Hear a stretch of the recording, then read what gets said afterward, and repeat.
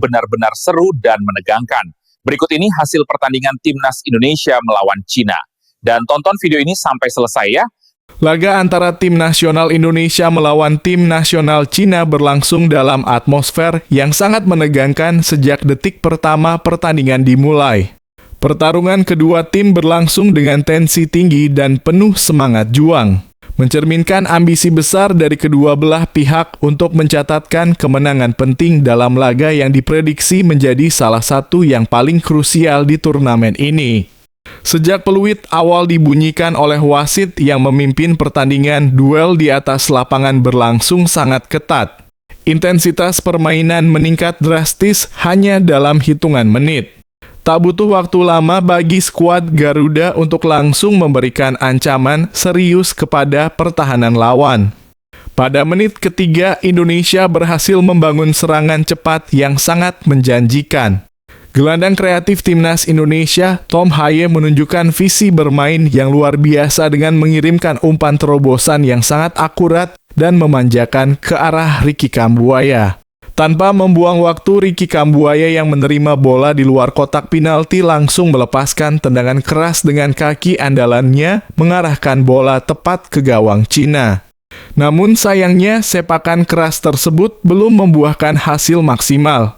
Bola melenceng tipis dari sasaran dan hanya menghasilkan desahan kecewa dari para pendukung Indonesia yang memadati stadion. Meski gagal membuka keunggulan, momen ini menandai niat serius Timnas Indonesia untuk tampil menyerang sejak awal. Tak ingin terus ditekan, Cina segera merespons dengan kecepatan serangan balik yang mengejutkan. Hanya 2 menit berselang, tepatnya di menit kelima, mereka melancarkan serangan balik cepat yang sangat berbahaya. Pemain mereka, Wang Yudong, melakukan penetrasi dari sisi kiri pertahanan Indonesia. Dengan percaya diri, ia langsung mengeksekusi bola dengan tendangan keras ke arah gawang yang dijaga ketat oleh pertahanan Garuda. Untungnya Jay Itzes tampil sebagai palang pintu yang tangguh dan berhasil memblok bola tersebut, menyelamatkan Indonesia dari kebobolan dini. Setelah 2 peluang emas dari kedua tim dalam 5 menit pertama, tensi pertandingan semakin meningkat. Atmosfer laga berubah menjadi panas.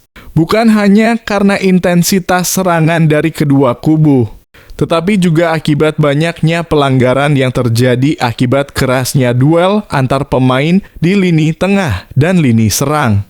Wasit harus bekerja ekstra untuk menjaga jalannya pertandingan tetap dalam kendali. Di tengah permainan yang semakin sengit, nama Ole Romeni mulai mencuat sebagai salah satu motor serangan utama Timnas Indonesia. Beberapa kali pemain bernomor punggung andalan ini menebar ancaman serius ke gawang Cina. Serangan demi serangan ia lancarkan secara bertubi-tubi, berusaha keras untuk memecah kebuntuan. Salah satu peluang terbaiknya datang pada menit ke-29 ketika ia melepaskan tembakan akurat ke arah gawang Cina. Namun kiper lawan, Wang Dalei, tampil sigap dan berhasil menangkap bola dengan baik, menggagalkan upaya Romeni untuk mencetak gol pembuka. Waktu terus berjalan dan pertandingan mendekati menit-menit akhir. Intensitas permainan tetap tinggi, bahkan semakin memanas. Para pemain dari kedua tim berjuang tanpa kenal lelah. Namun, momen yang dinantikan publik Indonesia akhirnya datang menjelang akhir pertandingan. Ricky Kambuaya yang tampil energik sepanjang laga dilanggar keras oleh pemain bertahan Cina yang seksiang di dalam kotak penalti. Insiden tersebut langsung mengundang protes dan perhatian dari seluruh pemain serta ofisial. Wasit pun memutuskan untuk meninjau insiden tersebut melalui teknologi VAR dalam kurung Video Assistant Referee. Setelah melalui proses peninjauan yang cukup intens dan mendalam, wasit akhirnya memutuskan bahwa pelanggaran memang terjadi di area terlarang dan menunjuk titik putih. Indonesia pun mendapatkan hadiah penalti yang sangat krusial. Ole Romeni maju sebagai algojo.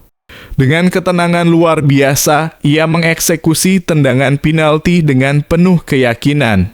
Bola mengarah tepat ke pojok gawang dan tidak mampu dijangkau oleh kiper Wang Dalei.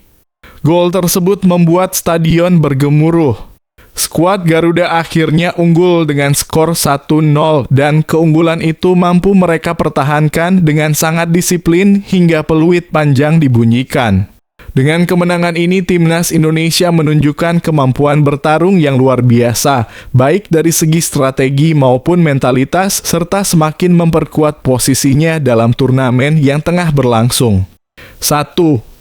Positif kemenangan yang meningkatkan kepercayaan diri. Kemenangan ini menjadi hasil yang sangat penting, bukan hanya karena 3 poin yang diraih, tetapi juga dari segi moral.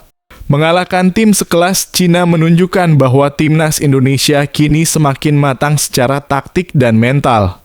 Keberhasilan mempertahankan keunggulan hingga peluit akhir menandakan kemajuan dalam kedisiplinan dan fokus. 2. Positif, lini tengah semakin solid. Dua lini tengah seperti Tom Haye dan Ricky Kambuaya tampil sangat baik.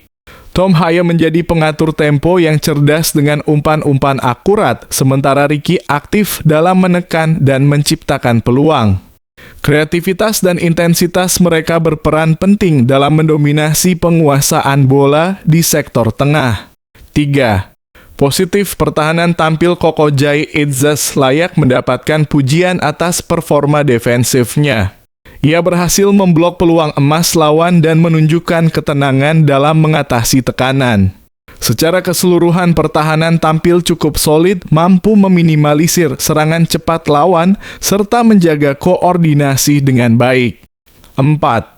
Positif, eksekusi penalti yang tenang oleh Romagne meskipun sempat gagal dalam beberapa peluang sebelumnya menunjukkan mental baja ketika ditunjuk sebagai eksekutor penalti. Eksekusi yang tenang dan klinis menunjukkan kualitas teknis sekaligus ketenangan dalam momen penting. Catatan evaluasi dan poin yang perlu ditingkatkan. 1.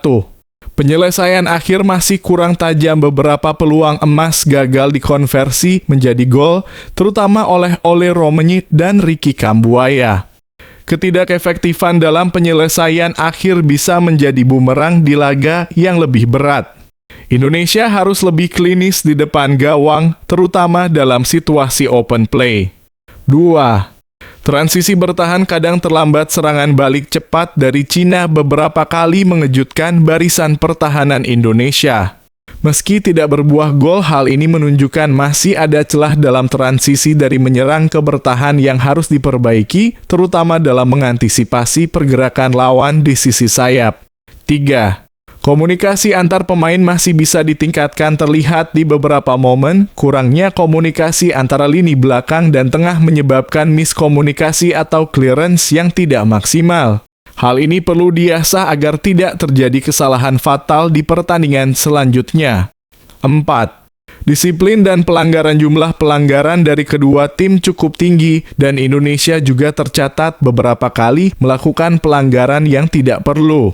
Kedepannya, pemain perlu lebih disiplin dalam melakukan tackle dan tidak mudah terpancing emosi agar tidak kehilangan pemain akibat kartu kuning atau merah. Secara keseluruhan, Timnas Indonesia menunjukkan peningkatan signifikan, baik dalam hal mental bertanding, kedisiplinan taktik, hingga keberanian dalam menekan lawan. Namun untuk menghadapi lawan-lawan yang lebih kuat ke depan, perbaikan dalam penyelesaian akhir, transisi bertahan, dan koordinasi tim secara menyeluruh harus terus dilakukan.